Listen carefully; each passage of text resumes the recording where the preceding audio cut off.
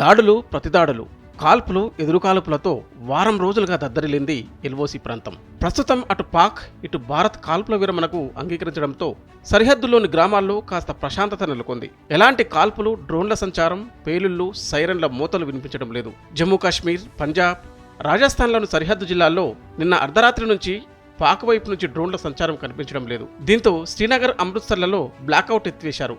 అయితే కాల్పుల విరమణకు అంగీకరించిన కొన్ని గంటల్లోనే పాకిస్తాన్ ఉల్లంఘనకు పాల్పడిన నేపథ్యంలో త్రివిధ దళాలు అప్రమత్తంగా ఉన్నాయి. పాక్ నుంచి వచ్చే డ్రోన్ దాడులతో వణికిపోయిన స్థానికులను ఇంకా ఆ భయం వెంటాడుతూనే ఉంది. కాల్పుల విరమణ అమల్లోకి వచ్చినప్పటికీ అక్కడి ప్రజల్లో మాత్రం ఇంకా ఆందోళన తగ్గలేదు. పాకిస్తాన్ను నమ్మలేమంటున్నారు స్థానికులు. స్వగ్రామాలకు తిరిగి వచ్చేందుకు సంశయిస్తున్నారు. నియంత్రణ రేఖ వెంబడి ఉన్న గ్రామాల ప్రజలు కొద్ది రోజులుగా ఇళ్లను విడిచిపెట్టి షెల్టర్లలోనూ బస చేస్తున్నారు.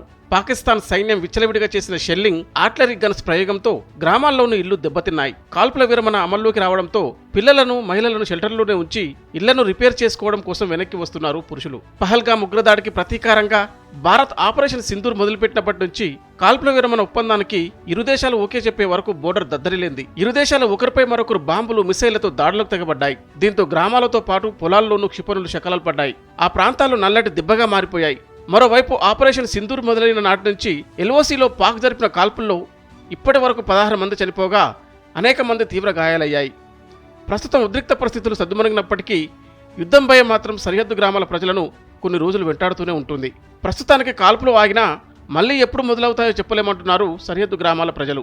పాకిస్తాన్ వైఖరి గురించి తమకు పూర్తిగా తెలుసని, కాల్పుల విరమణ ఒప్పందాన్ని ఉల్లంఘించడం ఆ దేశానికి కొత్త కాదని చెబుతున్నారు.